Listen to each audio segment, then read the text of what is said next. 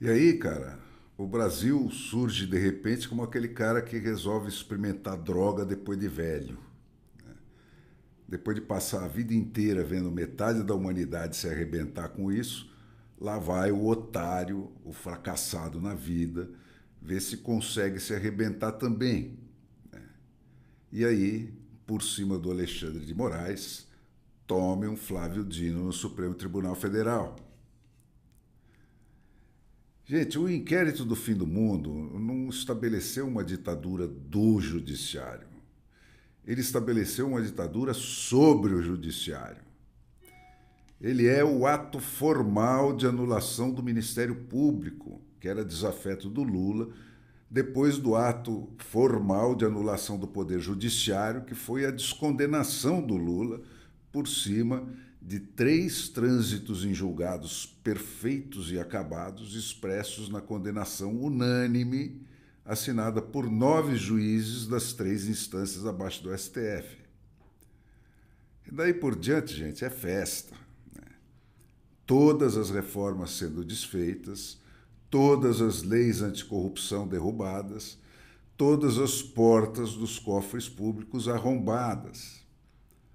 O país está sendo amarrado para o estupro coletivo. Não tem mais lei, não tem mais Constituição. O que os advogados vão fazer da vida? Para que servem os juízes, os promotores?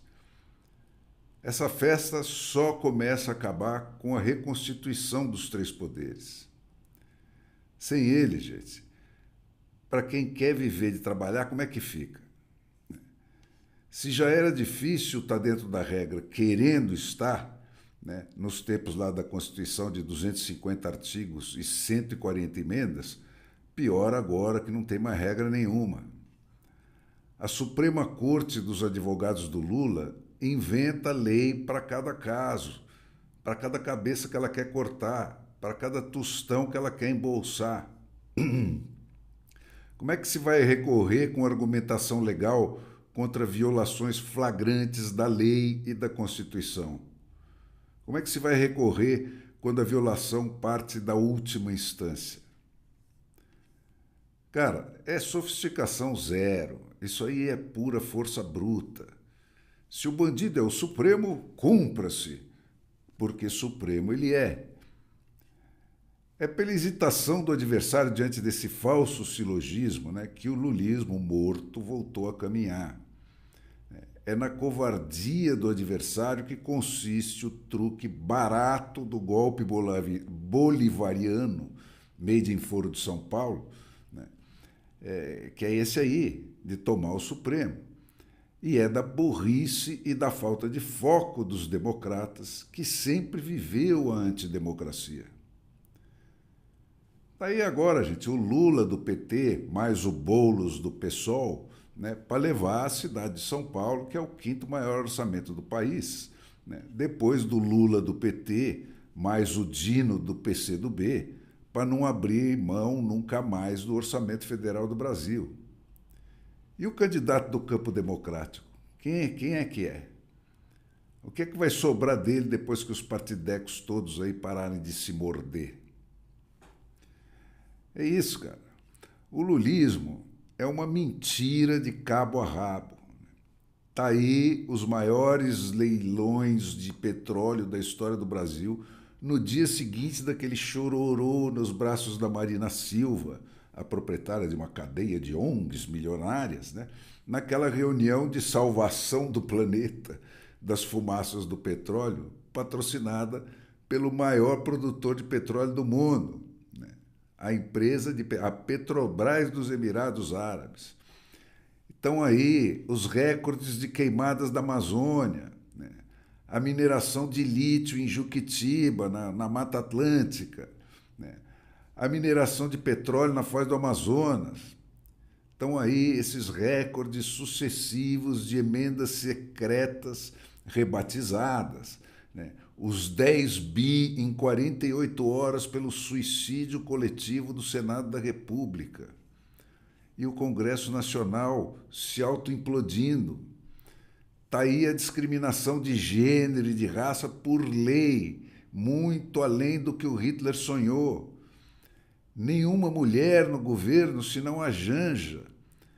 A contagem secreta de votos e o cancelamento das candidaturas ameaçadoras.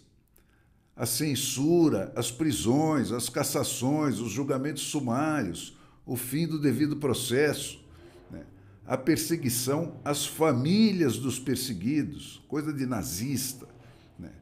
Não há o que condenasse o Bolsonaro ao fuzilamento sumário que não esteja sendo feito e esfregado na cara do país inteiro em nome da salvação da democracia, né, desde o dia seguinte da queda dele. E não basta vencer o adversário, né? A coisa agora é primitiva. Eles matam o inimigo e a descendência dele, né, e salgam o chão onde ele nasceu para que nada volte a crescer ali. Cara, esse negócio de imposto, mais imposto, sobre pobre, sobre rico, sobre remediado, é coisa de quem não pensa mais em eleição, né? E agora o cerco está se fechando em cima dos governadores e prefeitos diretamente eleitos, né, que são a última conexão entre o país real e o país oficial, que estão sendo fulminados ainda em pé por essa reforma tributária, né, que concentra toda a arrecadação nas mãos do rei.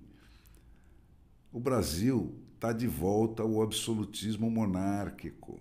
Foi jogado para trás do século XVII. E isso não é um golpe, gente. É uma colheita. Foram 40 anos de semeadura. A pátria educadora tem os piores índices mundiais de educação. Cada geração nascida no Brasil vai atravessar a vida toda como se fosse a primeira da Terra. Está tudo dominado. Educação zero, informação zero, parâmetros zero. A democracia, o mundo, a vida é o que a televisão for instruída a dizer que é. São 40 anos de desmoralização da democracia.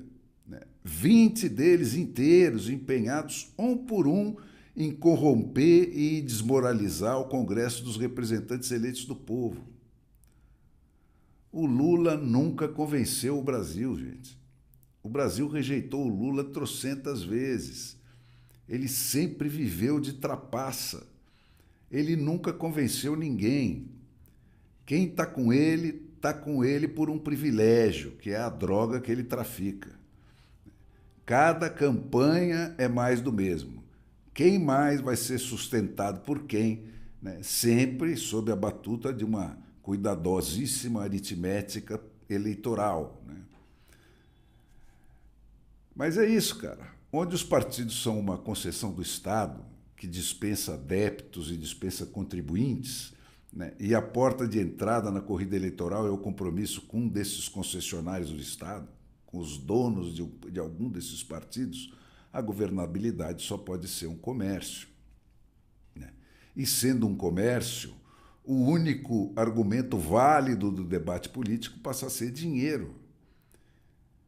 E a história do PT, gente, é uma história de arrecadação de dinheiro, pura e simplesmente.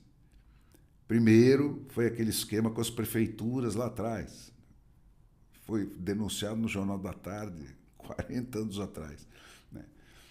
Com esse dinheiro, compraram a condição de saltar para os estados, né? E com o dinheiro dos estados, compraram a condição de pular para o mensalão, né? Que comprou a condição de evoluir para o petrolão e para os campeões internacionais e para os campeões nacionais do BNDES. E aí, gente, não tem mais limite. Isso que compra a condição de descondenação do Lula, né? Que, por sua vez, compra a condição de comprar o esquecimento da nação.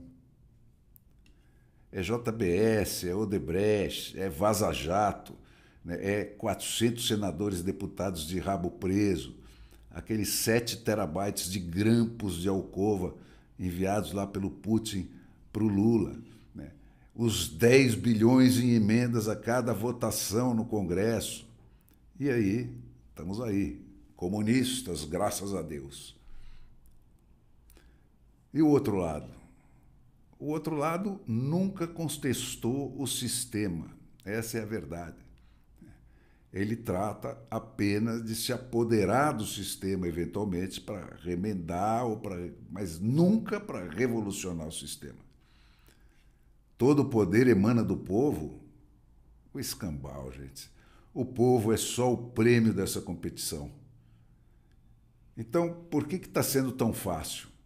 Por que não tem choro nem vela para a democracia brasileira? Porque ela nunca existiu. A classe média meritocrática tomou carona nas defesas que a classe média estatal, que pegou em armas lá contra o regime militar, enfiou na Constituição para ela mesma, para se proteger. Mas agora que está tudo dominado, a carona acabou. Para o favelão nacional, tanto faz como sempre tanto fez. Ele sempre teve excluído dessa conversa. Ele sempre teve sob a lei do cão. Para ele, isso aí é só mais uma troca de dinastias aí nessa novela encenada pelos jornalistas da televisão, da qual eles não fazem parte. Só para o Brasil meritocrático é que esse drama é real. E é esse que tem se manifestado nas ruas por aí. O Comunistas, graças a Deus, é a abolição oficial das eleições. O fim daquele sonho de que possa vir um rei que pegue leve de vez em quando.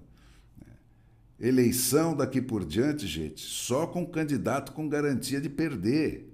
Qualquer um que tiver possibilidade de ganhar vai se tornar inelegível. Isso, olha, na competição entre o capitalismo de Estado, que é aquele em que o incentivo é o tiro na nuca, e o capitalismo democrático, que é movido a bônus optativos, uns gerando custos imbatíveis e o outro gerando energia criativa, ciência, tecnologia, foi o democrático que passou a copiar os métodos do capitalismo de Estado, e não o contrário. E isso soltou as amarras dos controles democráticos que, pela primeira vez, tinham sido impostos ao poder econômico, por um rápido lapso na história da humanidade. E aí, o que nós estamos vendo é que o mundo voltou a provar aquilo que o Theodore Roosevelt já tinha intuído lá na virada do século XIX para o XX, e que os reis de todos os tempos sempre souberam, que não existem direitos individuais em economias de monopólios. E as economias de monopólio só podem continuar existindo por cima da revolta que todo jogo de cartas marcadas gera se o monopólio se estender também para o poder político. Então, cara, tanto faz se foi o ovo ou se foi a galinha. Democracia é concorrência na política e na economia. E liberdade é sinônimo de concorrência, que é a única garantia real de existência de uma alternativa. Não existe exemplo de exceção.